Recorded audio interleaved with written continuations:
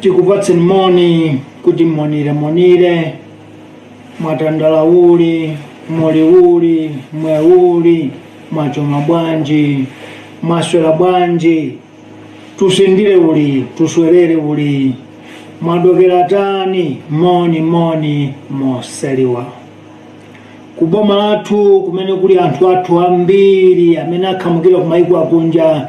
Tikupatsen moni muziyankhulo zitatu zofunikira kwambiri.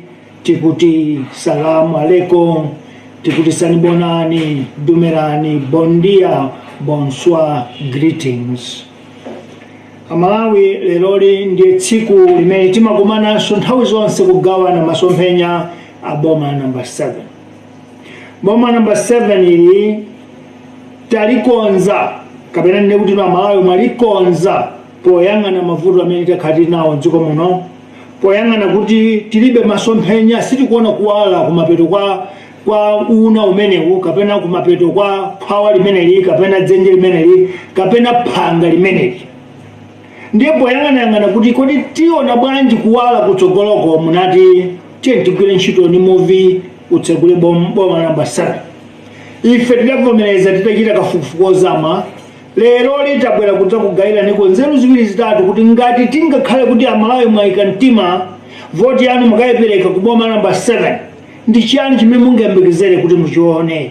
Nzimene timabweretsa pano nthawi zonse kukutsegulani maso, chifukwa ife si anthu andale, ife si anthu oti ntchito iyi ndi yathu ife nali yowunikira minds change, yathu ife nali yopereka nzeru, koma vuto loti opatsidwa nzeruwo sadafune amve.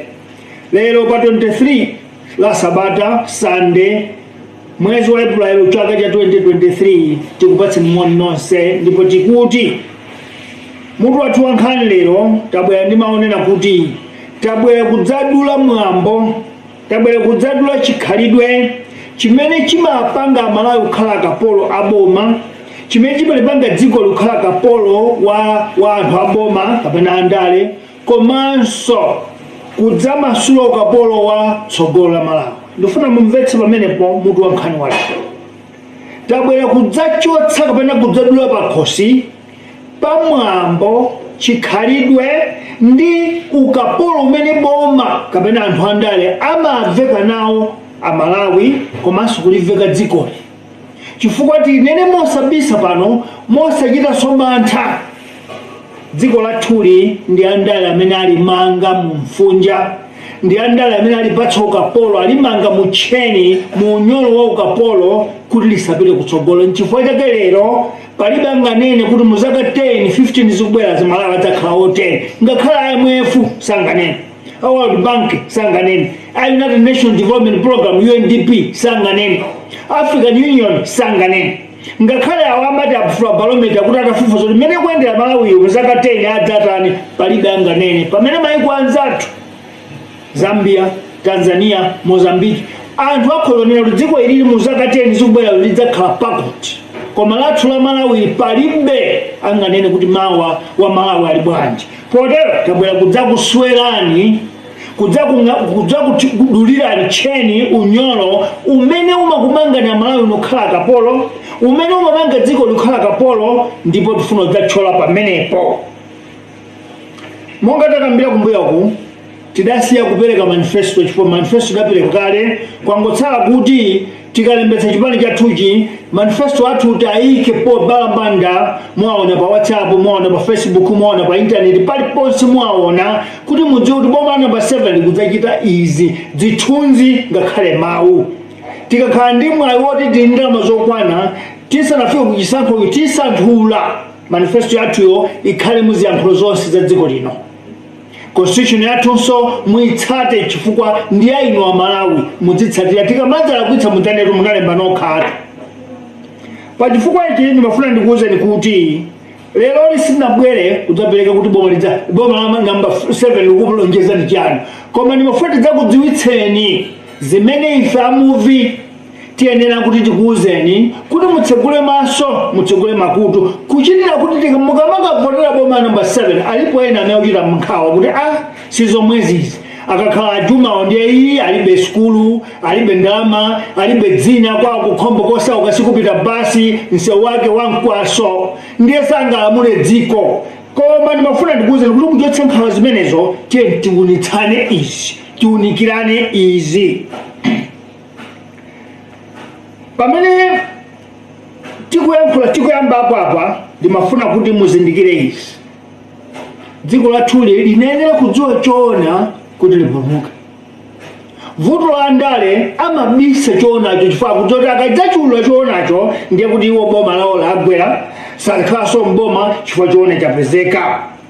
Ife tabwera ndi mawawa odzadula kapena kudzathyola kapena kudzadula titero koma kudzadula unyolo umene umakupanga mukapolo a Malawi inu ndi anthu andale, unyolo umene dziko lamangidwa ndi anthu andale, komanso kusowa tsogolo la dziko lathuli.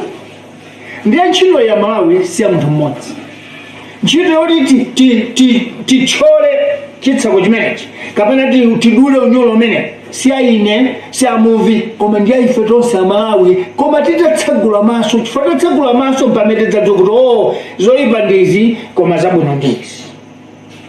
Tikuyankhula ndi pamene pamene pazikuyerekeza kuti kaya ndinu akumpoto, kaya ndinu achigawo chapakati, kaya ndinu achigawo chakummawa, kaya ndinu achigawo chakummwera, kaya ndinu amwenye koma ngati munabadwira m'Malawi muno, kapena ndinu nzika kuyendera kunjira ile yonse osati yokubayi, koma kuti munalandira nzikawo chifukwa choti muli ndi mapepala okwanira, kaya ndi wa dziko lanji koma mumakhala m'Malawi muno kuchita bizinesi kakutali. Ndi ntchito ya tonsefe tikhale limodzi, tizindikire udindo wathu oti Malawi akuyenera kukhala mu msewu omadziwa kuti akupita kwakuti. Ntchito imeneyo ndi ya wina aliyense pakati pathu, ndipo ndi ntchito kwambiri ya azimayi. Ndi ntchito kwambiri ya azimayi chifukwa azimayi ndi amene amakhala akapolo dziko likamaonongeka. Azimayi ndi amene amazunzika andale akamaliwononga. Azimayi ndi amene amazunzika dziko likalowa mu nkhondo. Azimayi ndi amene amazunzika ngati dziko lili pa njala, chifukwa mzimayi pa chilengedwe cha Mulungu akuyenera kusamalidwa ndi munthu wamwamuna. Mzimayi akuyenera kuyang'aniridwa ndi munthu wamwamuna. Tsono tikati mzimayi tikunena khomo, tikati mzimayi tikunena mudzi, tikati mzimayi tikunena dziko. Tsono ngati azimayi simukhala nawo patsogolo popereka chiganizo kuti dziko lathu liziyenda bwanji, tidziwe kuti dziko limenelo latayika chifukwa amuna ife ndikabudula amathera moyenda. Ndipo kuti kabudula amathera moyenda tilibe nthawi yoti tiziganiza za mawa, timaganiza za lero.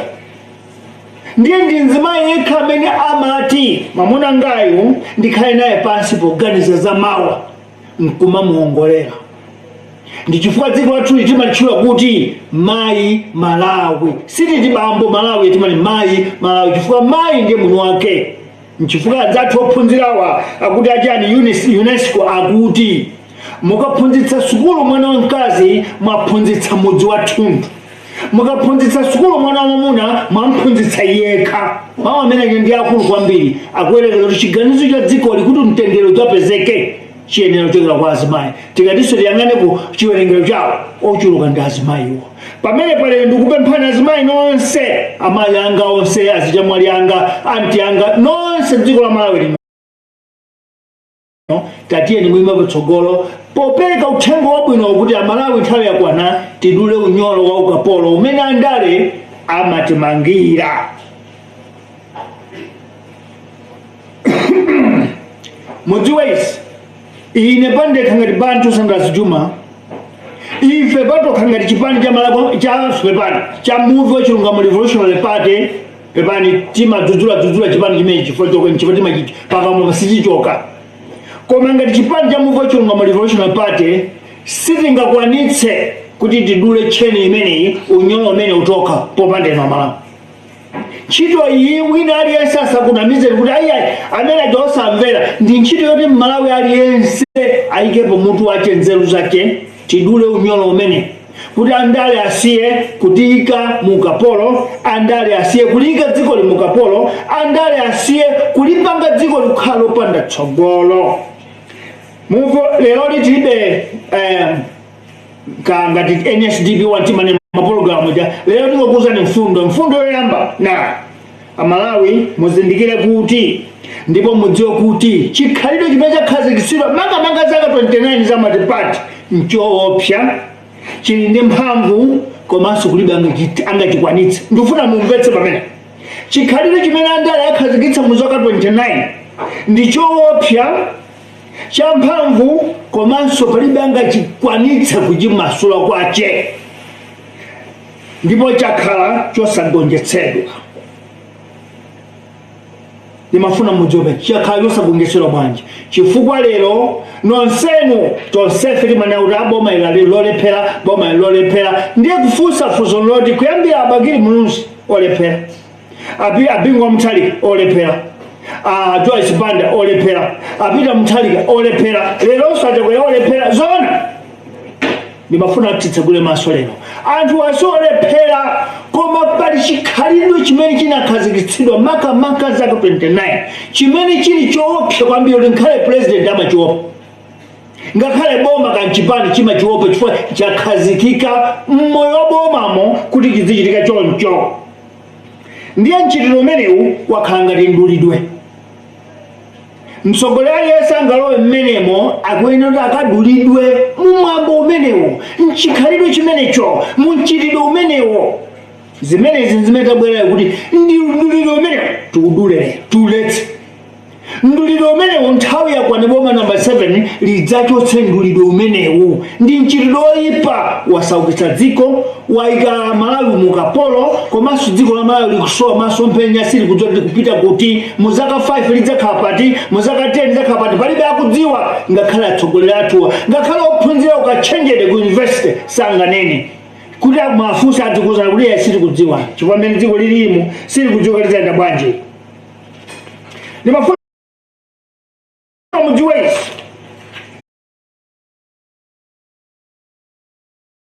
ku Malawi kulibe aliyense amalowa mboma ngati sanakadulidwe pa mwambo umenewu. Mumvetse zimene za Malawi ngati sudulidwa, ngati sukhala mchitidwe umenewu mwambo umene unakhazikidwa zaka 29 wo, ndiye kuti iwo sukhala mtsogoleri mchifukwa chake andale ambiri amayankhula mokoma mwapamwamba mwa malonjezo, akakalowa mkatimo amakasintha. Momoti abwererenso adzachite ngati Fred Chiluba wa ku Zambia anene kuti ndinapita ukuko ndakumandiza kuti amangotseka pakamwa. Chifukwa chani? Kumwamba kuchinamwali cha ndulidwe uwowu amauzidwiratu kuti pali njira ziwiri: muchoka muno muli osauka, kapena ayi mutseka pakamwa, bora inu mulemere ndi banja lako anu moyo wanu wonse. Ndi atsogoleri ambiri amasankha kulemera iwo mbanja lawo ndi akwawo moyo wawo wonse, sayang'ana dziko. Mundimvetse ine ndikuyankhulane Amalawi, ndikuyankhulane ndayika pa mpando, ndikuyambireni apa ndagwetsa nawo chipani chimodzi yakamuzipanda, timalowa m'mawindo kumachita zathu kupereka makalata kuti chipani cha chimodzi chigwe. Ineyo mboni ine amenene ndagwira ntchito yothetsa sete Teme chitatu abagire munsi. Matipata bwere chifukwa cha ine ndamenya nawo. Muyang'ane maleko zimo mafusa Frank G akuza atengo malo anamwalira. Koma alikuwa kulosa ndale akapote mukasumbula Paramount Chief Kyungu mafusa akuza kuti mwana amene akuchoka patali. Ndiye taona nawo zimenezo malolo abingwa muthalika kukhala pa mpando ife tidaona kuti ngachinyengo mpaka ndinadzamangidwa nawo ku Namibia ndinakuza ndi zimenezo kumbuyako. Kulowa kwa Chakwera ndi Achilima idali kapena kugwa kwapita mthalika nali ine amene pa kufukula zikulu zofana na zimene ndifukula lero mpaka apita mthalikangwa. Kulowa kwa Chakwera ndi Achilima kidali ifeyo sakadalowa pakati panda ifeyo. Ndiye tikamakuuzani lero muvomereze kuti awa akunena zoona mwana uyu akunena zoona. Ndiye ndimafuna ndikuuzeni kuti aliyense akalowa mundale moja akhozochoka tiyelekeze achakwera munthu wa Mulungu anachoka ndi Mulungu wawo koma atafika pa khomo la State House anadzapeza mwambo uwowu wandulidwe uli chikhalire kunoko ngati mwabwera mudulidwa apo ayiti kuchotsana chimene lero tiyene tichidule kodi ndi chiyani chimene tichidule lero.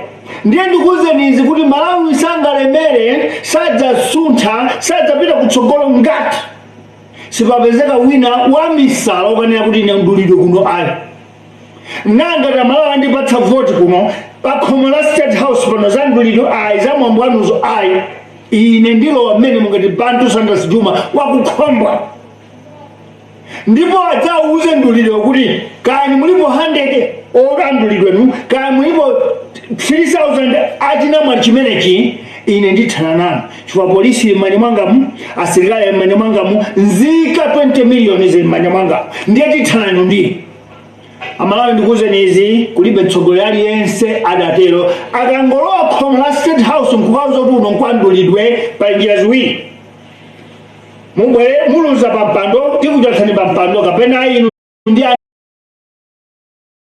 nanu ndi banja lanu ndi mbadwo wanu obwera kutsogolo kudzalemere koma dziko litisaukabe.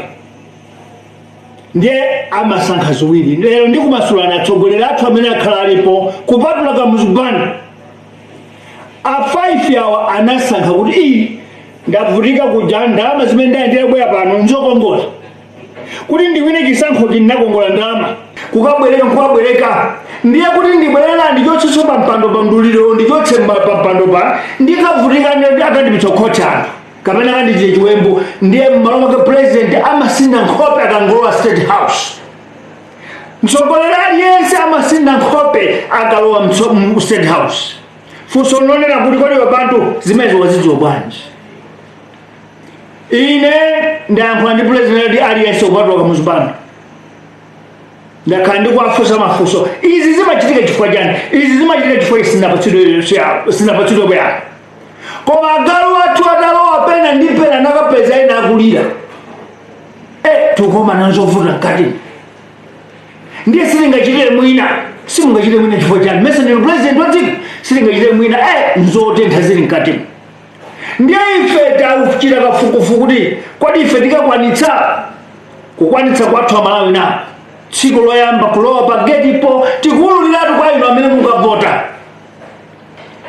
tikakapeza analeza awo ndi mipeni yawoyo ndikati choncho mumvetsetse kuli timu ya Amalawi akuluakulu amene analipanga dziko likhala mthumba mwawo ndikanena izi kuli Amalawi kuli amwenye kuli ena olemera kwambiri amene amalifinya dziko li amene akulilamulira akalo mmene muja president amakhala ndinamwali mwabwera kunotu timatere kuti mukhazikike mudzitere ngati simukhistero muchoka ndikupatseni umboni mayi Joyce Banda adayankhulapo mchaka cha 2013 ngati si 2014 kuti ndandiyakawatene foni chokala ku Kenya kundiuza kuti mayi inu mukati mulimbane ndi Katangale muluza chisankho koma ngati mufuna kuti muthanje Katangale kuti mumulengera mungomusiya mukhala mpaka zaka 5 amayi Joyce Banda ana kuti yakuli bwino ndichoke pa mpando koma ndingakuuzeni izi kuti sananene zoona amangonera poti mpa wireless faka ndakhakuti achidula chinjoka chimene chichunyolo chimene chikumene kutako nkuyotsa ndulidwe onse Joyce Banda akanakhala munthu mmodzi ta Malawi akanena kuti amayi wasakuchoka ngakhale voti yawo ikanabedwa ikanakhala numbo noti voti yawo yabedwa ndipo dziko silikanaenda mmene zinachitikira 2019. Koma adavomereza pa news mkatimo atakadulidwa.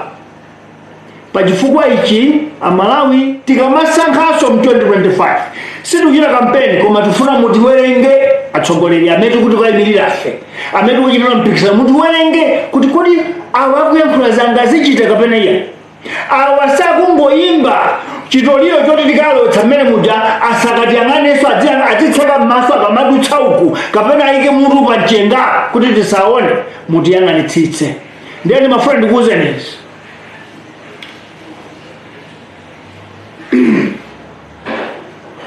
point mfundo namba yachitatu imeneyo atsogoleri ambiri amene takhala nawo 5 onse atalowa ambiri wa malowa mwachimbulimbuli sanadziwe kuti mkati mmachitike chani. Namva ena akufunsa ku State House kumwina kuli china chake chinzimu choyipa. Ku State House kulibe mzimu oyipa uliwonse. Ku State House ni malo a mtendere oyeretsedwa koma alipo amene dzikoli analimanga anthu amalonda awo amene aligwira dzikoli ndalama zawo. Zomvetsa chisoni amalawi mwanthu 10 amalawi alipo 4 6 iwo ndiwo bwera alendo amene amalilamulira dzikoli zochita kumuuza president zoti achite kumamuuza president utere nchifukwa chake lero dziko la Malawi lilogulitsidwa. Ndikamati dziko logulitsidwa mutandi utathauzanji tapita nimukang'ane m'maofesi aboma kuti malo akuti akuti alimanya mwandani mukapeza tongogulitsidwa alimanya mwenye kapena ali wina wakali ku India kapena wina ali ku Germany kapena wina ali ku Australia wina ali ku Portugal. Malowo ndi athu ifeyo. Tiye ntifufuza malo awo anagulitsidwa bwanji mukapeza kuti pali wina nduna pali wina principal secretary pali wina mwana wa president kapena mdzukulu wa president kapena chibwenzi cha president chidadzagulitsa malo aja ndi recommendation yawo kuti perekani malo. Dziko la Malawi lakhaliri bali yenso olikira kumbuyo nchifukwa chikuti lero tabwera kudzadula chinjoka chimenechi tikudzadula mutu wa chinjoka chimenechi. Ino Malawi mudziona kuti ngati kungakhale wina okadulira mutuwo wapezeka ndiye muvi wachilungamo. Muvi wachilungamo ndithu kubwera kudzabaya zonyasa zosimeza jikafe dziko lathuli lavutika kwa nthawi yayitali. Ndikamane kuti chinjoka ena mumadaba kuti chinjoka chonchoti cha moyo iyayi ndi anthu amene abandalama za dzikoli azikhalira ndiye chuma kuti chimayende chifukwa cha anthu amene chinjoka chake ndikuyankhula chimenechi. Dziko lathuli chuma chathu chonse chili m'manja mwa anthu amenewo ndiye kantugula mafuta timakhulupirira amenewo kantugula katundu wakunja timakhulupirira amenewo kankuyendetsa chitukuko chathu mkati mwa munthu timakhulupirira amenewo ndiye amene wanakhazikitsa mdulidwe onera kuti mtsogoleri olowa kunoko kuno tidzimdula kundula kwache ndiko kuti adzimvera nyimbo ya ife adzivina imene akangopanda kumvina imeneyo tinchotse. Ndiye amalawi chonde ngati tikufuna kuti Malawi apulumuke tigwirizane tonse amene timtume ku State House yo akathane ndi unyolo umene akadule amene tikufuna kuti ndithu amene tikufuna kuti dziko lathuli lipulumuke dziko lathuli tonse tidzimva kugoma titumize munthu woti ku State House akapita akadula unyolo umenewo ndipo anthu 10 amene kandi 150,000 akathe kuwagonjetsa. Tsopano ife amuvi sitikuwuzani kuti tidzapanga bwanji chifukwa achenjera ndi amene agwira dzikoli. Ndikupatsani chitsanzo mfundo namba 4. Dziko la Malawi aliyense ananena chona sadzapezeka mu news sadzapezeka pa wireless sadzalembedwa pa newspaper kandi ya Times kandi ya Nation ndipo sadzaoneka pa wireless iliyonse kuti mukhulupirire dziko lathuli lili mphika lili mu mtsuko wa anthu ochita bwino. Lero ndikumasulani izi dziko lilonse limatukuka chifukwa cha ukamagawa mawu pa Chingereza amati information. Dziko la Malawi lino mawu achilungamo amabisidwa amatuluka ndi okhawo amene akukondera kagulu kamene kuchinjoka chimene unyolo umenewo mdulidwe umenewo ndamene amatuluka pa news. Ndikupatseni funso lero, ndi news yanji inayankhula za muvi wachilungamo? Kulibe. Koma ndikuwuzaniso Blantyre print yonse amafumvera kale muvi asalembe news zawo, amamvera Boni Kalindo asalembe news zawo, amamvera Edison Munro asalembe news zawo, koma sadzayankhulapo zimene anthu amenewa ayankhula. Chimene chikupatsani chithunzi kuti dziko lathuli lili mu mtsuko wa mdulidwe wakagulu kochepa. Ndikupatsani umboni wina pa anthu 84 amene achakwera anayankhula kuti akukhudzidwa ndi kudya ndalama za zitsuni satana. Mwa anthu 10 ndi anthu olemba news, ndi anthu owerenga news, ndi anthu owulutsa mawu. Pamene pa Malawi chonde mutsegule maso kuti dziko lathuli lagwidwadi lili mchinjoka cha nsatu chimene chameza aliyense ndi wa news yemwe, chifukwa dziko limadzuka ngati news ikuyankhula choonadi. Ndiye mupite ku South Africa, SABC imayankhula zoti wachipani chakuti wati chakuti wachipani chakuti zili kwa chipani wokutsutsa enawo. Koma ku Malawi kuno simunga MBC sidzayankhula kuti muvi wachilungamo wati aipo khapo ngati ukomera iwo aboma.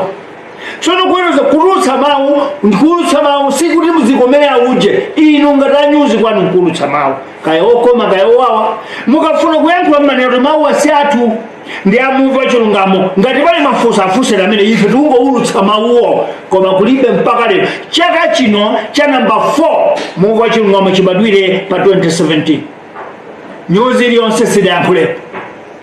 Koma zikakhala kuti nza satana, zikakhala kuti nza boma andala, ndiye mumaona page TV yo iwulutsa kanayi pa tsiku, news yo awa iliyonse ola iliyonse ichula za iwo, chifukwa choti akuchita control, akuyang'anira za dzikoli ndi kagulu ka anthu ochepa. Nkhale president kama amaopa anthu amene.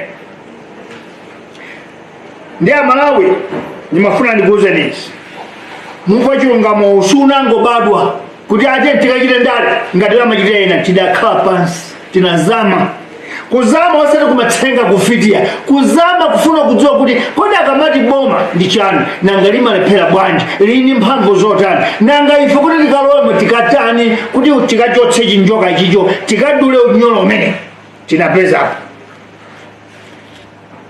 Zonsezi tazipeza kuonera kuti mwa zaka 29 zimene matipati anabwera dziko lathu lino, dziko lathu laonongekeratu, lasakazikiratu, lilibe chosunga chilichonse ngakhale ndalama zijamati malizevi. Fa dziko limene okhala ndalama zosunga likagulitsa fodi wake uja, likagulitsa zake zogulitsazo pamakhala amati reserve, zimakhala mabanki akunja kuti imene ija ikhale ngati ona kuti likadzavutika tsiku lina tidzagwiritsa ntchito. Lero tilibe reserve imene. Ndiponso dziko lili ndi amati sovereign guarantees.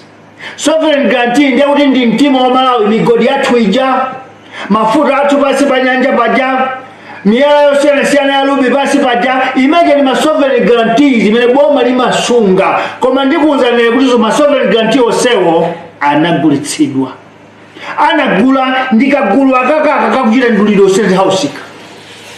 Ndifuna mumvetse sindikunena mdulidwe umene mumaudziwa inuwo, ndikuyerekezatu mtsogoleri sakabwera kungolowa pa khomo pa amamuwuza kuti kunotu mutsata izi, apo ayi tikuchotsana. Akamati apo ayi tikuchotsana amatanthauza bwanji? Anthu awawa amene ali mphamvu za ndalama ya dzikowa ndi amene akuyang'anira manyuzi a dziko la Malawi, amachita control ndiwo. Ndi amene akuyang'anira boma lonse, unduna uliwonse ndi ma PS onse ndi ma director ali m'manja mwawo. Lero ndikuwuzani mawu awa, kuli migodi imene imapezeka mwalero ndi lero, anthu amene aligwira ntchito mboma amayimbira anthu amenewo tapeza mgodi wakuti mubwere mudzatenga license. Ali ku India, ali ku America, ali ku England, ali ku France, ali ku Germany, mubwere mudzatenga license. Mgodi umene upezeka ndi mgodi umene ukana chukula dziko. Koma amayimbira anthu amene aja, amwenye amene aja pepande atchule dzina, akabwera ndi amadzanena kuti 100,000 yako iyi, kumuwuza amene wanena amenewo kapena 1 million iyi uyu 1 million aigawa mpaka pansi ayambira principal secretary kandiyeyo kandi nduna ndero agawa mpaka pansi chakhalidwe nduliro ndikunena nduti ndumene ndiye president amabwera kujaku kudzalowa sakudziwa chilichonse apeza ma principal secretary amene azinduna ake amene ndiye amajamuza kuti abwana kunoko tumene mwabweramo timatere nduliro ndikunena nduti ndumene kuno timatere ndiye tikudule iwo kanena kuti aine ndiopemphera ndinabwera kuti ndidzakonze dzikoli amene kuti musankhe chimodzi kupitiriza kulama dzikoli kapena mugwe fakuli mpata otikoza kupangani impeach ku parliament yawo za parliament akupangani impeach mwalephera kuli mpata wina otikoza kupereka ndalama kwa Malawi wonse akaende musewa kupatsani vote of no confidence kuti sakukhulupirira president amakhala ndi mantha malo kamati kulowa nkovuta ndiye kutulukanso ningotuluka mwachoncho kuliko ndiyang'ane ana anga ndi mkazi anga ndi banja langa dziko kulisiya litamangidwa mcheni munyolo Amalawi kwasiya ali mu ukapolo wa nsinga za anthu amenepo ndiye ndimafuna ndikuwuzeni izi boma number 7 timadzipatsa dzina kuti ndife ma revolutionaries amakhala ngati asilikali samva za anthu ndifuna ndibwerezenso akamati revolutionaries ndi anthu ona kuti samva za anthu amagwira chimene asunga kuli bwino afe iwo koma asasiye ndondomeko yawo asataye mfundo zawo asalephere maganizo awo ndiye revolutionary amene ndiye movie uno ndi movie wa chilungamo revolutionary so ngazati mkondo wathu nthungwa yathu iyi imene inati kuti movie ukukuku ndiye usilikali revolutionary ukukuku ndiye usilikali revolutionary sidzayang'ana kuti ndinu ndani muli mimba yakulu bwanji kapena muli ndalama za mtundu wanji mwina musanadule ife tidzakuduleni ndinu ndifuna zimene zimusungiretu kuli bwino mwina mukonzeka njira ina koma kuti kulowa commercial house nkumateruza madzalamfulo amenewo mudzamva chifukwa ife tidzachita ngati Fred Chichiruwa sitidzakhala ndi chinsinsi ku State House kutapeza kuti zakuludziro ndi tinatere Amalawi pa radio pamenepo pa TV pamenepo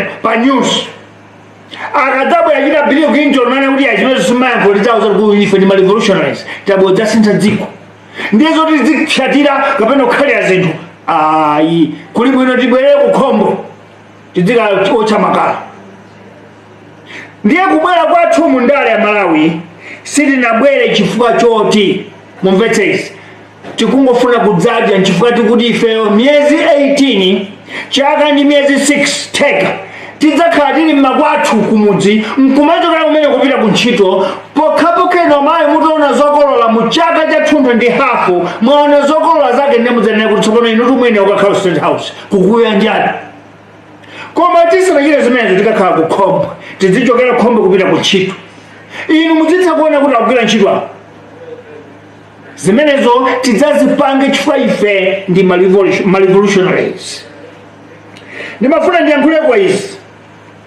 dziko la Malawi kaya mufuna kugula mafuta kaya mufuna kugula mankhwala kaya mufuna kutinditsa ma passport achainu ake ndi anaka nduliro umenewo ndiye ndikupatseni mawu kuti mukhulupirire kuti ndunena zoona boma achakwelere kulephera kukhala mapasipoti chifukwa iwo anati atafika akuti amaterekeze kudula unyolo umenewo analephera fata libe bangolo umene ukwatira amafika kuti adule unyolo umenewo anafika nkuna kuti tikuchotsa kampani ya Technobrain tifuna tibweretsa athu Technobrain iyo akanaidziwa kuti ndi chinjoka chachikulu choti chameza Malawi yese sakadaelekeza lero achakwera boma lawo kulibe passport buku la passport lililonse kulibe zimenezo Malawi lero mkhulupirire kuti zona ndiye awa amuvira kunena zona tsopano achakwera anakalowa boma liyasa kudziwa kuti kuli chinjoka chimenechi ndi atalowa pa khompaja anazindikira adulidwa kale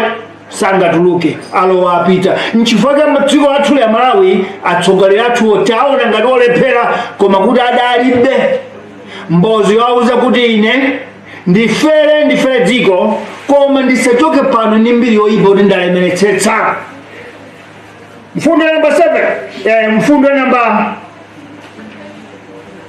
chimene Number 5, umboni ndakuzani kuti lero amalawi mwina achitaso zionetsero fwa mapasipoti dziko lonse kulibe. Chimene chikuvuta funso kuti mukhulupirire boma lilibe mphamvu ndi kagulu kamene kandulidwe kamukhulupirire bwanji boma likungolephera ngochotsa contract yokwachotsa ataking brain wo kupatsa ena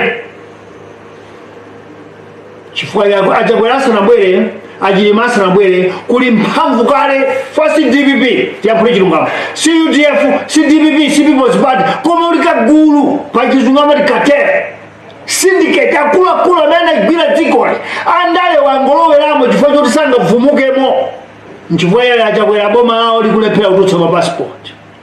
Njira yake ayenera kuvomereza kuti basi ino zipitiriza lino taking blame boma mapasipoti but fa uku kuli pressure amalawi afuna mapasipoti uku achakwera afuna akonze zinthu zikulephereka mama akuti pitiriza nomwene ndiye tatiye ntikang'ane agreement iyo yoti mudzitina mapasipoti ndi mtundu wake mupeza kuti amalawi ino kumangabe pakhosi mukudzipwetekabe chifukwa ndalama imene kuipya pasipoti imodzi mchifukwa ya pasipoti yamawa ili yodula pa dziko lonse lapansi. Maiko olemera ngati South Africa passport ndi 400 rand. 400 rand yo sinafika 20,000 or 25,000 kwacha. Nkale kwacha hapa. Ku Botswana 300 bula. Ku Namibia 350. Ku Swaziland 350, ku Lesotho 350. Ife dziko losa ukitsitsa passport yathu yo imakwana pafupi 2,000 rand. Pamene mudziwe amalawi kuti chimphamvu cha ndulidwe cha njoka ichi chili pa khomo la State House ichi chili ndi mphamvu kuposa president kuposa boma. Ndiye ndifuna ndikuwuzeni zili ndi inu kuti tichoke musinga izi pokavotera muvi wa chilungamo Revolutionary Party. Iye aitizikhabe momwemo kuti ichicho chizidulabe anthu wankati mondulidwe ndekavotere zipani zinazi chifukwa zinazi zikakalowa zukavinidwa ife amuvi wa chilungamo tukana zovinidwazo tipite titakonzeka titatengeratu malupanga athu tinenere zimenezo tikamakalowa ndi malupanga ali m'manja kukaphana nacho chimenecho ndeka alipo 12 kalipo 2,000 kalipo 5,000 tikathana nawo kuli asilikali ena ndifuna ndikuwuzeni kuli asilikali kuma defense force amene akumva kuwawa ametumvera tosefu kuli apolisi ena kuma police service amene akumva kuwawa mphawu kuwapweteka ametumvera tosefu koma tikunzunzi kufo cha awiri atatu pamwamba amene ali kagulu kameneka kwandulidweka awiri atatu pamwamba kakusilikali kakupolisi amene akumva kuwa makundulidwe umeneka ndiye ife amuvi wa chilungamo Revolutionary Party tikamalowa tibwera ndi malupanga kale kuti pamene tikulowa pamene wina ngubwetchaleza lake tikukwetchaleza limene kuswa ndi kucheka watenga yonse kuthana naye chifukwa dziko lilina kupulumuka ili dziko ili amalawi alira kwambiri likuena kupulumuka. Ndiye mafuna kuwuzani izi pali mfundo zingapo zoti muzimve.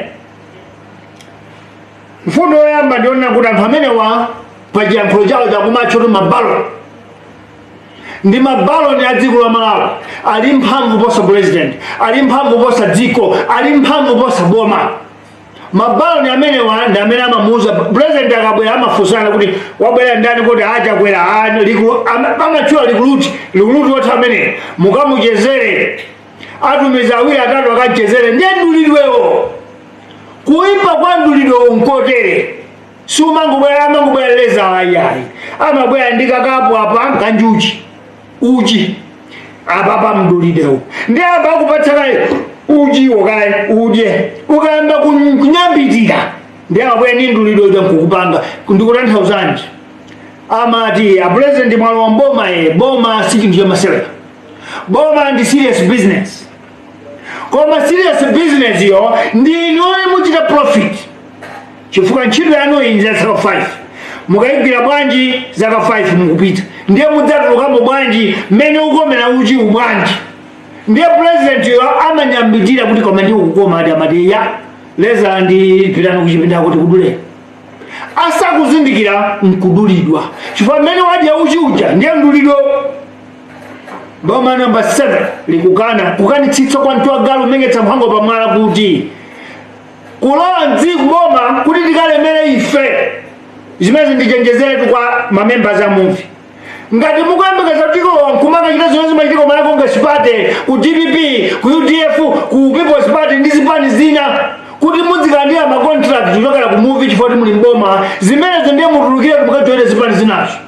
Kuno ife ma revolutionaries chimene tikubwerera nchoti tidzachotsa zonyansa izi kuti Malawi kunsanje akhale ndi mphamvu yonena kuti dziko lindilanga ndiliteteze. Lero Amalawi osali ndi ulesi onena kuti kodi nditeteza bwanji dzikolo pamene ine ndili panjala. Ndiye lero dziko lathuli lili chonchi kuti ndani akhoza kungolilanda chifukwa Amalawi fongofoka tilibe mphamvu yoti tingaliteteza dziko lathuli. Chimene chimampangitsa nzika kuteteza dziko lake nchonena kuti dziko lake limampatsa zofunikira, limamudyetsa, limampatsa mankhwala okwanira, komanso likumpangira tsogolo kuti akuliona. Ndiye nzika iliyonse kandi mphepete mwakunene kude kandi mphepete mwa jenda umo kuzimba uko kandi nkalonga ukapolo uko kandi uku kulichinga uko ndi machinga kandi uku kumuloza uko amanena kuti dziko lathu liboma lathu limatiteteza limatipatsa zonse ndeti salala adani kubwera. Koma ndingakuze leloli ndani kuchoka Mozambique ndi zida za nkhondo Amalawi tinsunga mufuna chitetezo lero nyumba sindiauza apolisi bora mundisire kanga chete ulesi ndikunena munthu umene kuti tilibe kuthekera kwa ndalama tilibe chilichonse choti chimatipatsa mphamvu kuti tingateteze dziko. Tikatero tidzoti zaka zikupitazo ndani mdziko la Malawi adaula sadzavutika kulowa chifukwa ife anu ake tili ofokasi tikusowa chithandizo. Boma lasiya kuthandiza dziko, atsogoleri asiya kuyang'ana anthu awo, asiya kumanga tsogolo la dziko, akuyang'ana m'mimba mwawo malingana ndi mdulidwe uwu. Ife boma namba 7 tikuti tinenenetu za mdulidwe sitidzalola nawo. Ndipo mwina munena kuti meja ndi alibe ndalama iliyonse tidzaputsitsa ndi kamikwana miliyoni tidzangokakhuthulira bwera mudzakhutule. Koma kungolowa pa State House po mama mudzamva kuti unamwali wakalika uko likuluta amene likulutuja watutsa mabala nonse atuluka poyera. Amene mukumbukira interview imene yankhula atupere muluzi adatere kuti akuluakulu andale mboma mafuta tikamagula kanza boma tikamagula kumafuta kokhawa kumakhala $80 million imene timagawana mboma. Undulidwe ndikunenawo ndikutiwo numenewo. Boma namba 7 likudzachotsa ndulidwe umenewo ndikuti maleza onse pa nyanja ndipo sedzaza nyanja yake Malawi tapita ku nyanja ya Mchere kuti maleza wakachite dzimbiri kumeneko. Amalawi mfundo namba 6 mwene amudzokona kuti amene amachita zimenezo ndazimayi ovala masuti menda valirayi amasuti ndi amene amachita zimenezi kuligulitsa dziko kulipereka dziko chifukwa afuna adzivala masuti. Ndiye mukhoza kufunsa kuti iwenso meso avala suti ukutikometsera apa ncholinga choti ukalowa ukati bere. Ndimafuna ndikuwuzeni izi poyankha mawu. Mwana wamasiye kuti mumulere bwino kuti munsamale bwino mungochitira zimene amayi ombala akanampangira akhala wanu amene. Ndipo sadzakuyiwala mwana wamakolo wacho kuti amayi alipo abambo acho alipo ndipo amachitira chilichonse mudzamugulire tikiti ya ndege akakhale ku economy class amanena kuti akanakhala mayi anga sakanandipangira abambo anga alipo sakanandipangira economy class ndikanapita ku first class ndikanapita business class.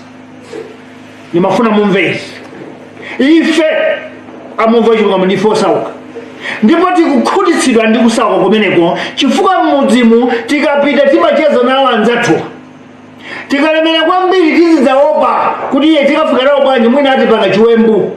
Ife tidzachita ngati Kenneth Kaunda kumapita kunsika ukagula tomato tilibe omweopa ife mmene ukhaleyo ndimene ukhaleya ife chimodzimodzi.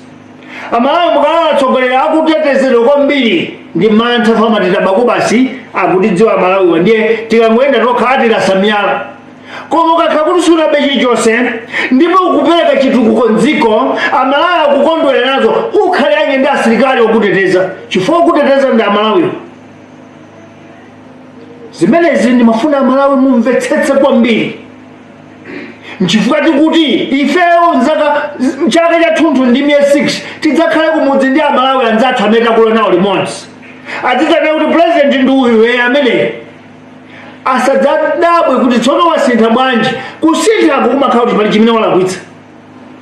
Boma number 7 likudzachita ndale zoti sizinaonekepo zimangomveka ku Burkina Faso kwa Thomas Sankara, zimangomveka ku Venezuela kwa Hugo Chavez, zimamveka ku Cuba kwa Fidel Castro, zimamveka ku Rwanda kwa Paul Kagame.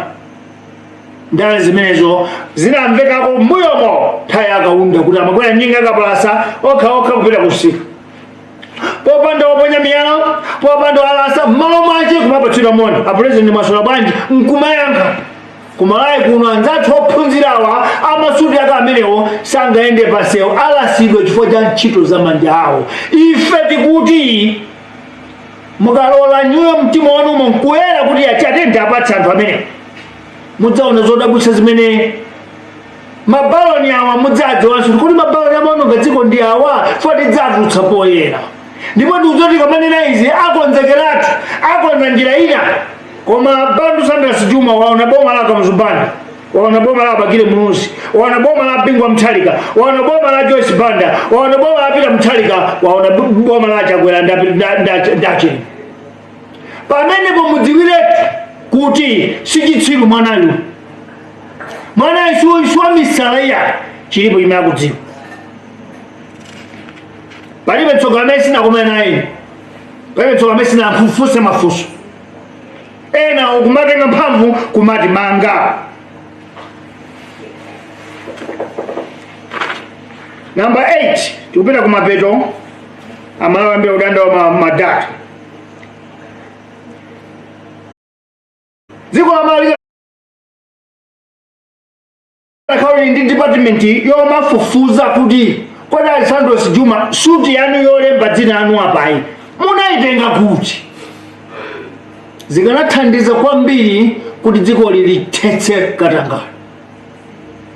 Chifukwa ine kunja kuno chito imene magwira ndi amafamu mwazungu mukuthandiza nawo kukonza kupereka oilo mmatrakitani mamu ndipeze ndili nsuti ndikuenda gamba yodula mudabwe ndi dziko la Malawi likanakhala ndi department bungwe anti-corruption bureau si department imene ndichipewa chakapusi chovala anthu andala kukadzuwa likatentha kwambiri avale kapusiyo asaonekere ndi anti-corruption bureau. Chifukwa kanakhala anti-corruption bureau inapangidwa kuti itathetsa katangale ndiye kuti itatsekedwa kuti inamaliza ntchito yake anti-corruption bureau funa anamaliza 1994 pofika 1999 katangale kumalawi kulibe koma lero likatangale ndiye akuti kuti kumanga nthenje.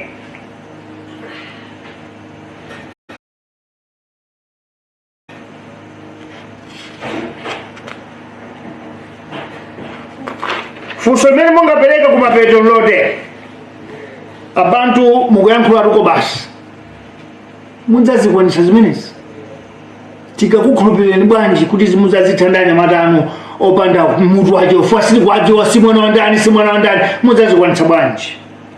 Mawu anga nawa ndikangadupira m'Bible pang'ono sine Khristu kapena sine wa church koma ndingofanipira m'Bible pang'ono imakwana nthawi yonena kuti Mulungu ayesa onse anzeru aukadaulo amaphunziro wathana nawo ndiye mafika nthawi yoti anthu azindikire kuti ine ngati Mulungu mwini wache ndikhoza kulisintha dziko kudzera mwa m'busa wa ng'ombe. Ya Malawi musatidelere tikamayankhula mtima umaphutira kuti tikakwanitsa ndipo tikakwanitsatu. Ndipo ngati Malawi angadzapulumuke mbiri yake yonse sadzapulumuka opanda muvu chilungamo Revolutionary Party. Mawu amene omwe atsate Malawi unokuti amasuke, Malawi unokuti achoke munsinga ndi munyolo wavala muvu chilungamo lowe mboma ndithu zidzatheka. Koma mukapanda kutero ndulidwe uwu sitikumuona mtsogoleri angaulumbe. Ndikupatsa chitsanzo kuyankhula kwa Saulos Chilima vice president mmene wayankhulira kuyambira 2019 kudzafika 2020 palibe amayembekeza kuti achilima akadakhala chete mpaka lero. Tamva nzathu Boni Kalindofu amene uja amakhala ngati mulosi wayankhula mawu za magetsi, tonse tidanyoza zamba kuchitika. Lero magetsi kulibe kumalawi, popanda kukagula ali kukaonze chani akudziwa ndiye zima tokens. Ndiye ndimafuna kuti amalawi mudziwe izi. Achilima anayankhula ndithu mosashalika, dziko lodzidzimuka lero kuti munthu uja nkayankhula telero ali chete. Amalawi akunzunzika asakudya katatu. Amalawi akusowa passport ya 14,000, passport yonse yasowa kulibe. Akadakhala Chilima amayankhula ndi Mulungu, anayankhula ndi mtima wake wonse, akananena kuti ndiboma ndikuti tuluka ngakhalira ngalomwe, chifukwa zimene nauza Amalawi sizikuchitika. Koma njeyo pheyo zikupereka chithunzi kuti anakadulidwa akwatalowa, anakavendo china mwali atalowa, ndi malikuluts atalowa. Lefe tikudziwa kale kuti zimatera. Anthu anthawi akuti nthawi yatha ndimalize mofulumira magetsi ati zimene posakalitsa.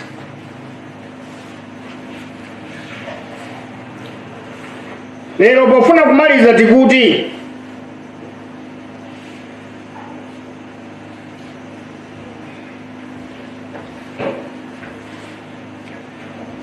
ukakhala kuti iwe ndi kapolo umakumbukira be ukapolo wako, ngakhale utakhala kuti wanyambititsidwa. Yofuna mumve pamene iweyo ngati uli kapolo umakumbukira ukapolo wako. Ndiye ine ndine munthu wakukhombwe, kwathu msewu watala kulibe, kwathu basi sidutsa, minibasi sidutsa, galimoto ya ambulance ya boma kupita ku Chimembe imanzunzika kudutsa mkwanjala mvula sigwako. Siningadzalowe mboma nkukayiwala kuti kwathu nkota. Ndikupatsani chitsanzo ichi momaliza kuti Mose m'Baibulo momodzi. Mose anali mwana amene mfumu Farao amafuna kuwapha ana amuna onse. Ndipo mayi ake Mose ataona kuti mwana wawo wabwino asaphedwe, akuona kuti akamponya m'madzi anakamwika mu basikete nkumwika m'madzi. Basikete ya Mose inayamba kuyandamira kumene kunali ana a Farao. Farao yafuna kupha ana amuna onse. Mwana wamkazi wa Farao ananena kuti mwana uyu yekha ine ndileke ndikasunge palesi ndipha. Mumvetse pamene. Ndipo adakauza abambo ake kuti ndatenga mwana ndatola mwana uyu, koma sindipha ndifuna tisunge. Mose atabadwa adakhala wachiwiri kwa mfumu Farao amalamulira dziko la Igupto.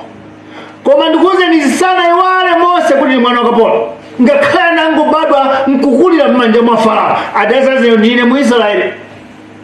Adagwira ntchito ndi Mulungu wake mpaka anapulumutsa mtundu wa ukapolo wa Israeli. Amalawi ndangono pa asuti, koma kuti ndigule suti iyi ndazunzika m'mafamu anthu azungu kuti ndidzionekabe ngati munthu.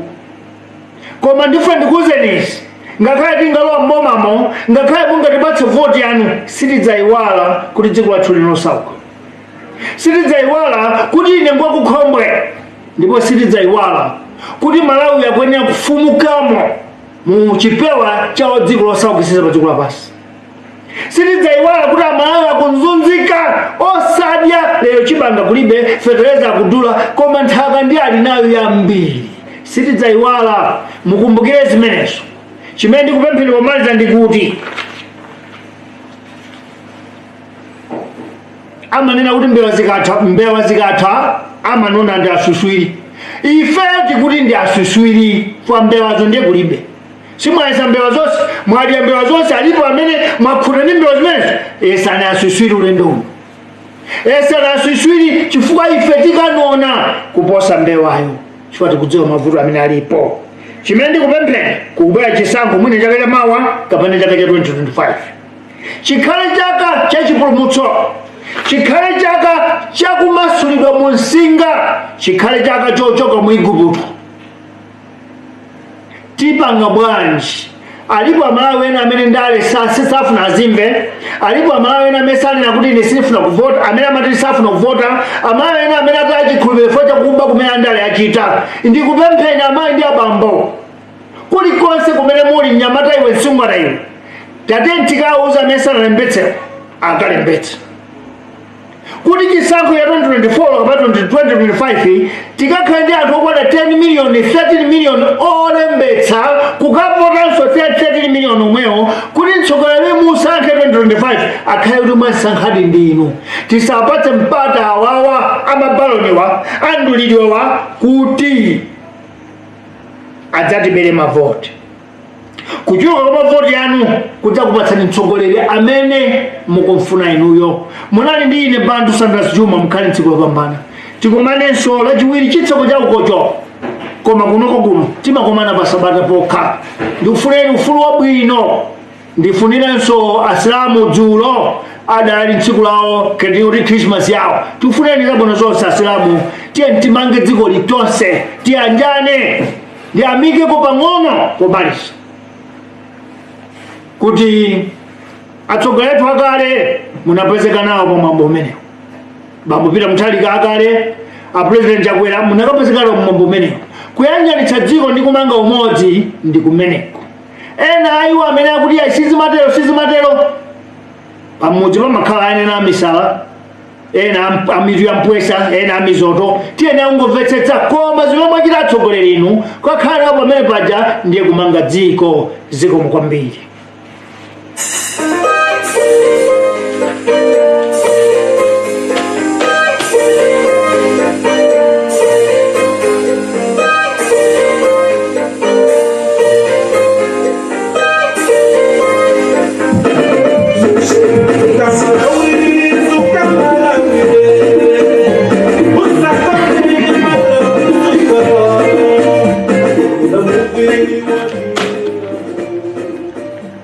Monire muliuli mwatandalauli mweuli mwachoma bwanji mwaswera bwanji muli bwanji moni tusindire uli tuswerere uli mwandukira tani mwasaliwa. In the 29th district where about 3/4 or 2/3 of our people are living, I greet you all in all your languages. Bon dia, bonsoir, sanibonani, salamu, matokerwa, maskati, mulichiani. Fellow citizens, today is the day of the 7th Republic, where we give you our insights about the future of this country. Today, the 23rd April 2023, our topic is breaking the political tradition of enslaving citizens, country and the future. Breaking the political tradition of enslaving citizens, the country and the future. We are not coming to give you any manifesto or plans over what the 7th Republic intends to do, but today we are here to highlight and share with you the things and issues that have befallen our country so that you can start to think as we do, taking in mind that there is a true need for this country to be liberated. You need to know that for sure there must be an idea, a will that we need to liberate this country. That's why we are here. We came with this episode because this task of breaking the political tradition of enslaving citizens and country and the future is not a task of one person or two. Neither is it a task of any one tribe, religion, or race. It is not even a gender either, but it needs massive energy and power. Meaning, this whole task needs each and every citizen, you and us. If you are Malawian by birth, by naturalization, or by descent, it does not matter whether you are a foreigner, as long as you reside or has interest or you are connected to this country, it is your task to join forces with us so that we can together break this tradition. Our topics today are coming with points. Point number 1. Malawians, you need to know and must know that this tradition is fierce, so strong and untouchable. It has become indomitable, where it is no longer a person, but has become a system. You cannot get into the government if you are not initiated in this system.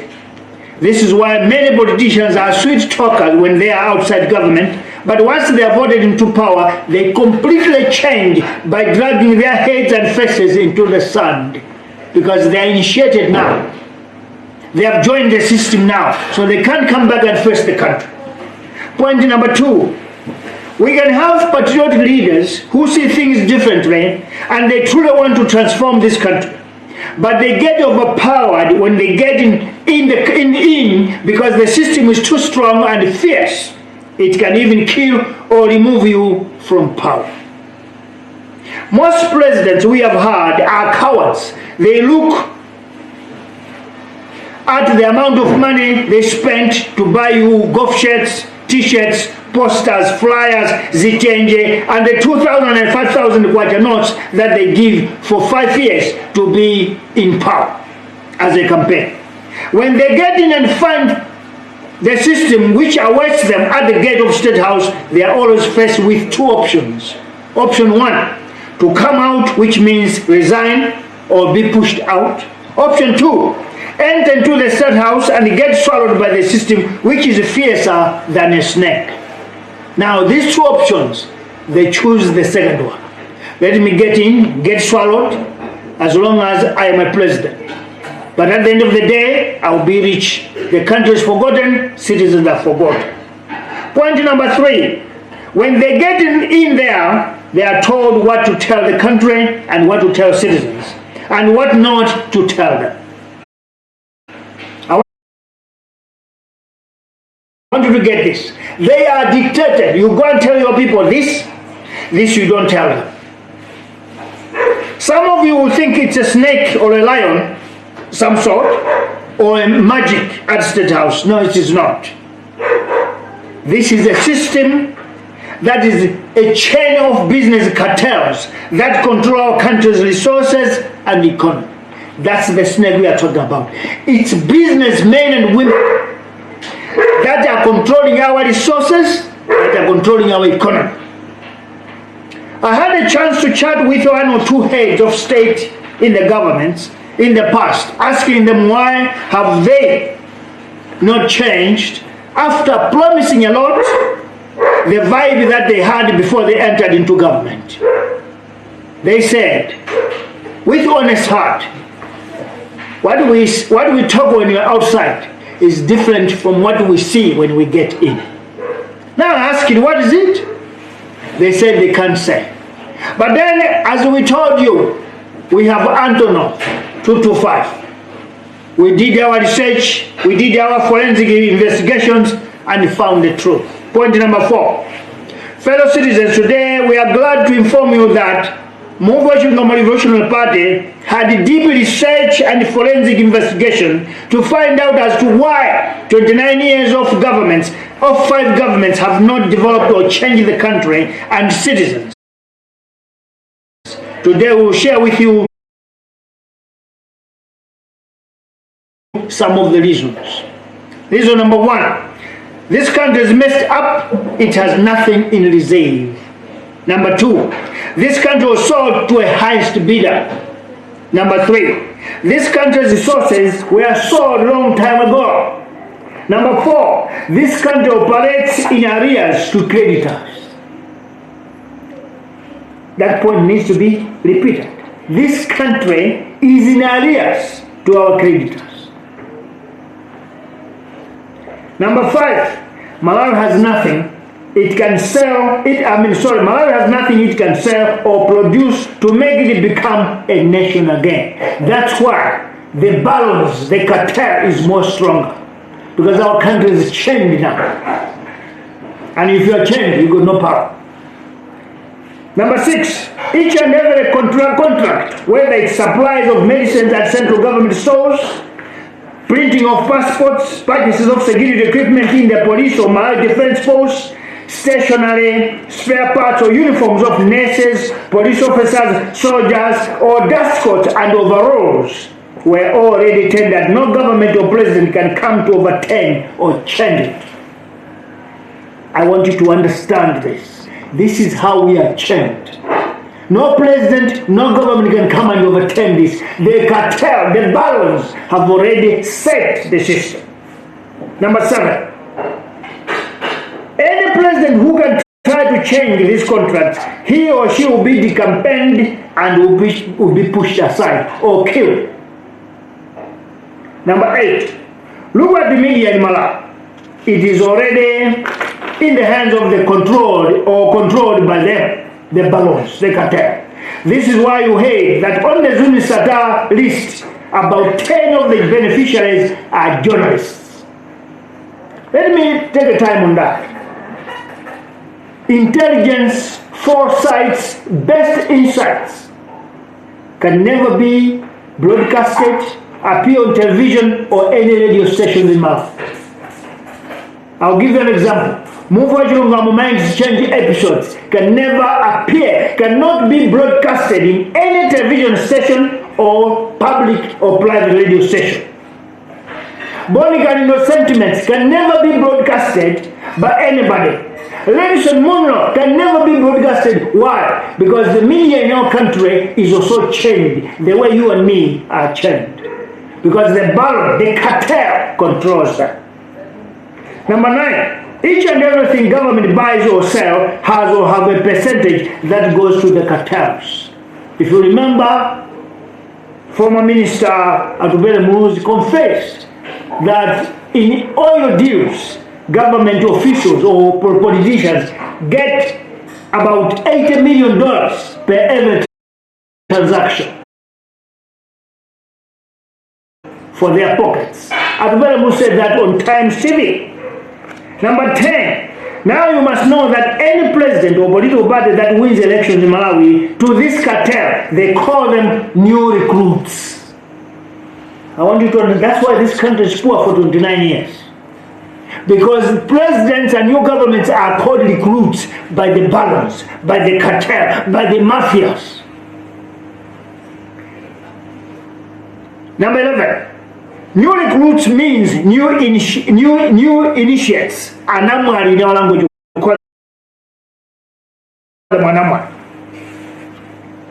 Within days of winning elections, the barons or the cartel chiefs visit presidents to welcome them into the net, fishing net. Because once you get to State House, you're already in the net. So the 2-3 days, the barons will come and visit you. They say they're welcoming you. That's what we call initiation day. That's the day they're initiating you to be a recruit in their syndicate.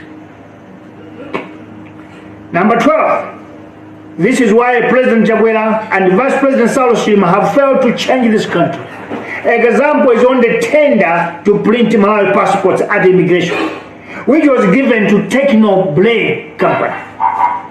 Tonse Alliance government wanted to create its own cartel so that they can take all its kickbacks for themselves. What happened? The cartel could not be defeated. Instead, it is either they continue with Techno Blade or there will be no passports in the country. And all of you are witnesses. There are no white passports in Malawi today. You know why? The cartel is fighting another cartel. So who is suffering? Citizens. And who is the victim? The taxpayers people. We citizens. The cartels are fighting themselves. A game of dwarfs. Number 13.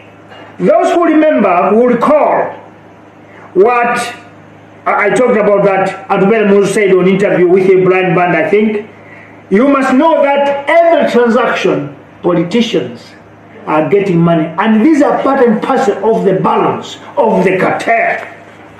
Point number 5. Fellow citizens, you must know that men and women in suits, particularly those who went to best schools, are men and women of pride.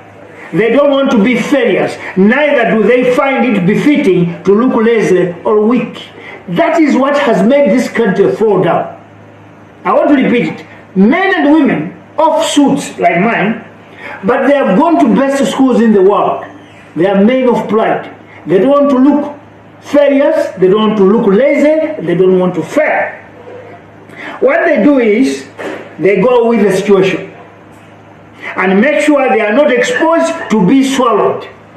You hear them talking outside in conferences, but when they go inside, they do different. Outside, they'll say, I don't want anyone to steal money. Martha Kizungu must make sure everyone is arrested. When they call in, they change the tone. Because they are men and women of pride, because education teaches them to be proud people.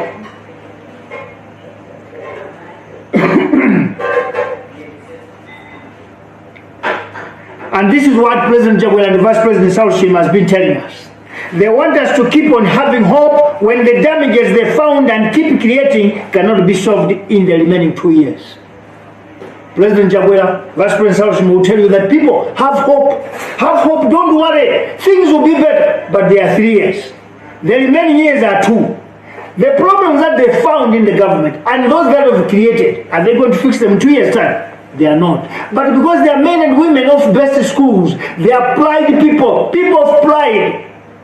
They always tell us to keep having hope until they finish their term. Only to find that they created more damages for this country and the people. Point number 6. You will wonder, while they are telling us all in the country not to lose hope, they are busy with foreign trips and they keep buying expensive government cars for ministers and the principal secretaries. They keep passing budget each and every year while the country still receives nothing. Listen to it. They will pass budget each and every year in trillions. But people and the country is not moving forward. Now the question is, where is the money going?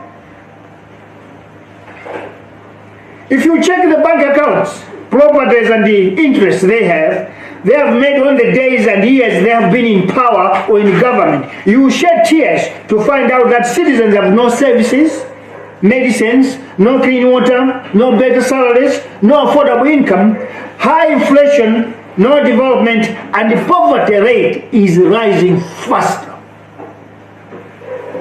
Point number 7. Let us check all the presidents and vice presidents, ministers and deputy ministers this country has had in 29 years. You will wonder to find out that they have become successful business people but with no business background at all. You'll find that it's a minister, it's a president, it's a son of the president. Just because they're in power, they have bigger businesses. Find out what is their business background. You hear that they were church people, they were pastors, but all of a sudden, because of government, they have become successful business people. This tells us, this answers our question.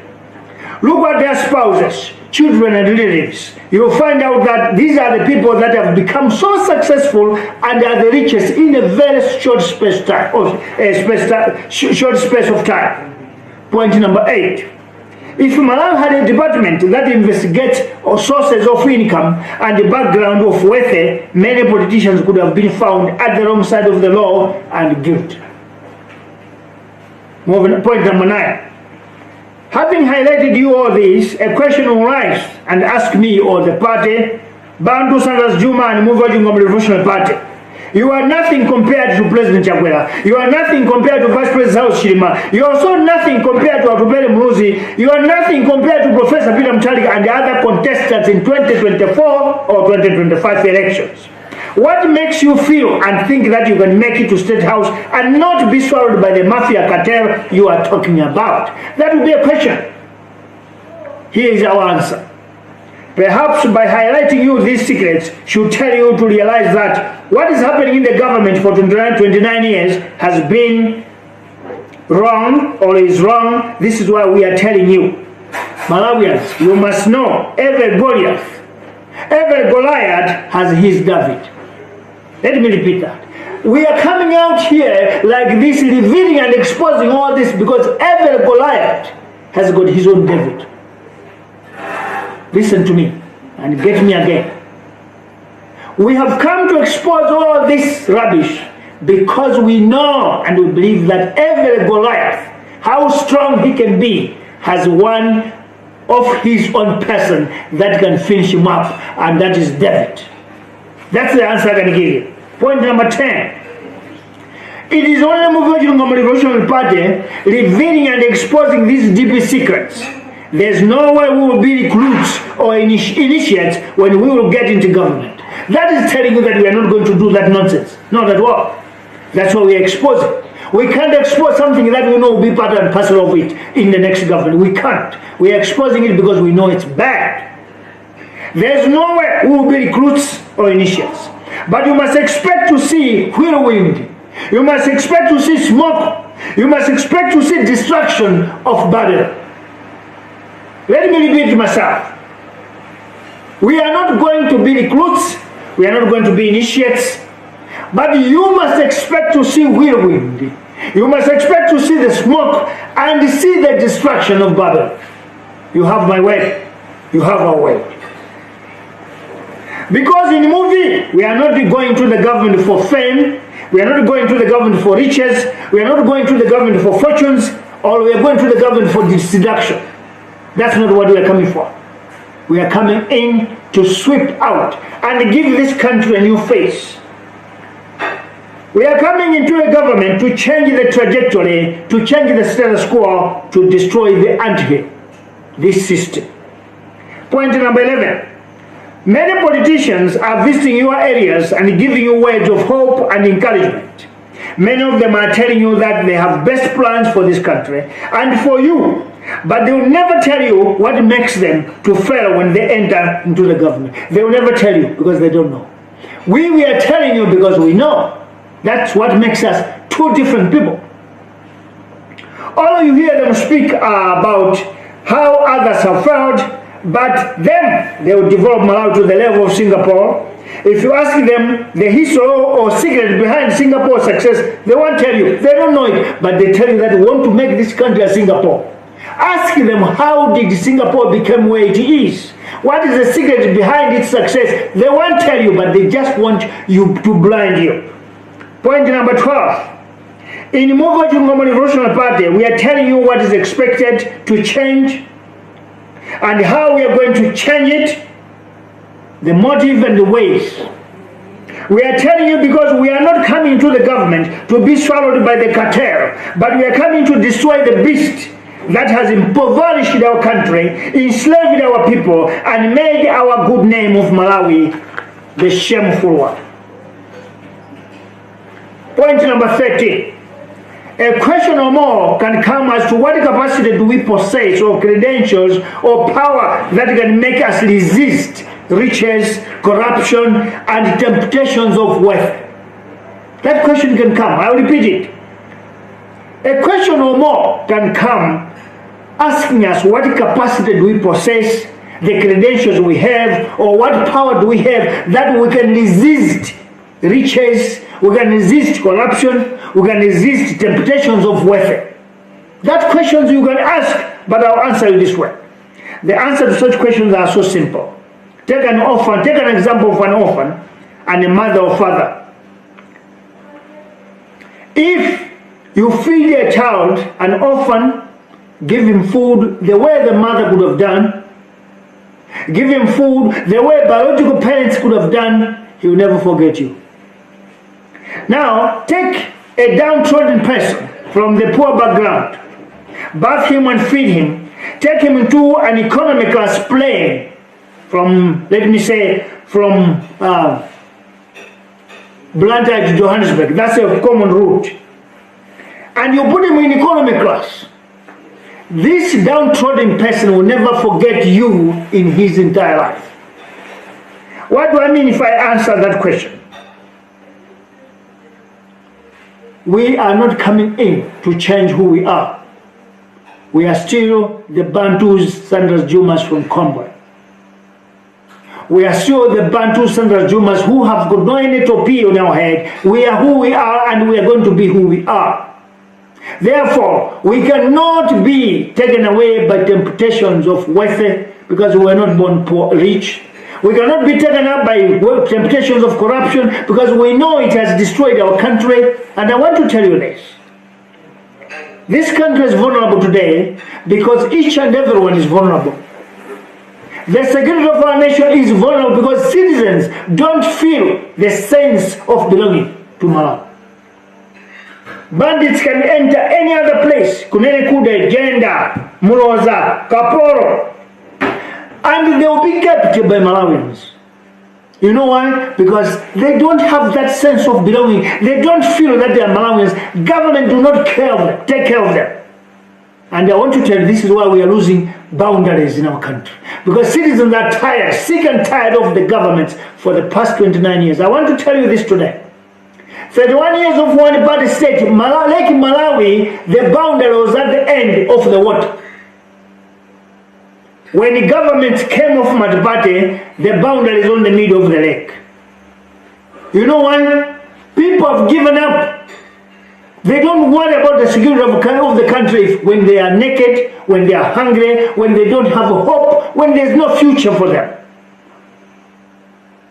So our country is vulnerable because government has already made them lose trust, lose confidence, and they don't belong to Malawi anymore because that Malawi as a name does not give them protection. You know what? If a government takes care of its people, if government takes care of all inside, the people are the security. That's what Kamuzbanda did. When we heard that there is a Yakuta Caesar in Mwanza, it was citizens and villagers who went to report to the police. But today, I want to tell you, under 29 years of Maribari democracy, a citizen will never report a bandit, a rebel, or any thief. Instead, we are going to shield them because they will give us something to hide their names. That is why our country is failing to solve the problem of refugees. Because the refugees in our country today, they are the people that are employing us, they are the people that are building our economy. So we don't have an answer as to what can we do with them, whether to put them at the camp or let them do their businesses. Why? Because we have not empowered our people. So in the 7th Republic, we want to make sure that we give back the confidence of a country, the confidence of their citizenship to citizens. So that they must feel the sense of belonging, they can be able to secure and give you tight security to our nation. But 29 years of force, 5 governments, our country is vulnerable. Each and every border is porous. They say porous, I don't know.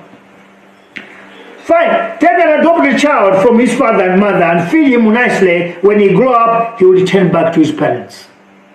That's what these politicians who want to be rich do. Take a child who knows luxury life, put him in a plane and put him in economy class. He's going to say, in economy class, they could have put me in business class because my parents could put me in business class or first class. So you must differentiate between Bantu Sanders Juma and the Movement Revolutionary Party against other political parties because we are different. We are downtrodden citizens. They are better people. Because they know the sweetness of money, their parents, their relatives, their concubines, their connected people have given them a lot of resources so they don't mind to practice corruption because they want to live with that life. While we, in Muva Chilungamo, we are downtrodden people.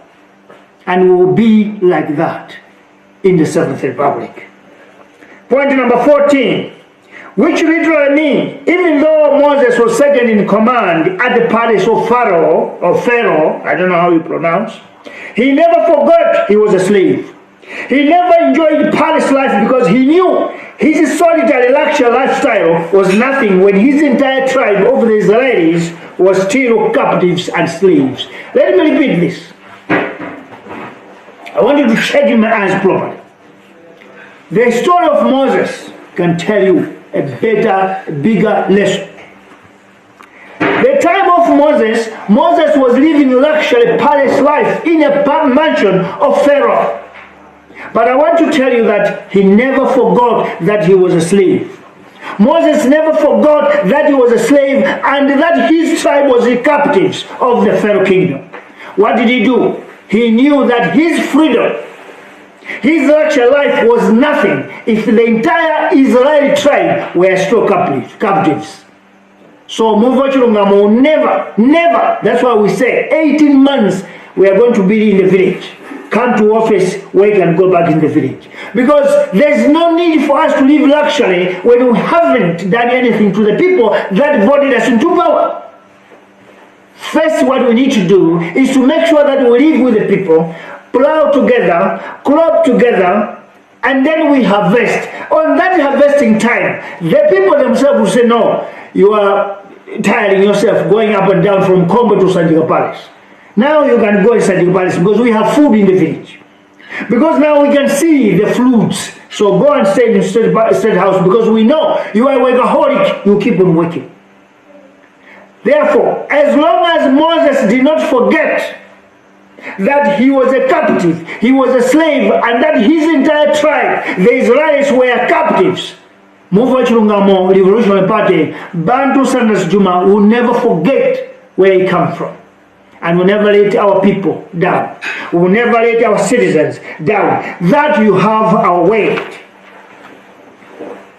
We are game changers coming in to make history where a once forsaken country becomes a prosperous nation. We are the game changers. We are the game changers that are coming to make history for the first time where a once forsaken country can become a prosperous nation. Last point, 15. This is why we come here every Sunday to share with you the true story about Move Chilungamo Revolutionary Party, about Malawi, about citizens and the future of this country. There are politicians that are qualified and have names to be presidents, but there must be Davids from the bush or from nowhere who can come and change things. I'll repeat that too. There are politicians that are qualified, wealthier, suitable to be president of this country. But I want to tell you that there are times where Davids from the bush there must be called to come and save. Why do I say this? Many people will undermine or undermining us. Many people are belittling us or looking at us down because we don't have names, we got no capacity, we are not qualified, have no size, have no resources, therefore cannot compete in the game of elites or elites. I don't know how you pronounce that. This is all true, but if the elites have failed, then nobody must do the needful. Malawians, if the elites, if the elites have failed, then nobody must rise up and do what is expected and do the needful. They say in my language, when there's no pork, when there's no bacon, when there's no, what do you call that? When there's no fillet, thorns of fish becomes meat, bones becomes meat. So we are the bones because the fillet, the steak, the beef and the bacons have finished. You have tried them for 29 years. Where is the country today? Poverty, poverty, and poverty. Therefore, this time, a cowboy from the bush must come. Therefore, a cowboy from the bush must come to liberate this country. And you know what? It's through your vote. It will not just happen automatically. It won't just happen easily. It is through your vote. Therefore, we appeal to you. 2024 or 2025. Any year that elections are going to take place. We appeal to you. There are many people that have lost interest in politics. There are many people that don't have any feeling to vote anymore because they have lost hope and they have lost confidence. But we appeal to you. The elections of 2025 or 2024, it's election time of redemption for this country. Therefore, I appeal to you to appeal to others that don't want to vote, that have not registered, to start registering now. And our number must go as much as 12 to 13 million voters. And on the day of voting, let's go and vote. Because this is the election where amongst the elites, there's going to be a cowboy. So it's up to you to choose on the list whether you want a cowboy or choose the elites. Mulaka Mario already told you, I have nothing much to say. Time has come for us to take back our country into the hands of citizens. Time has come for us to reclaim the stolen nation from the balance, from the cartel. Citizens must take over and start running their own country. Malawians, 2024 or 2025 is a revolutionary time for Malawi. It's a time for revolution, a year of redemption. You are with me, Bantu Sandras Juma. Have a great day. Let's meet again. We talk long because we want you to understand. Thank you very much.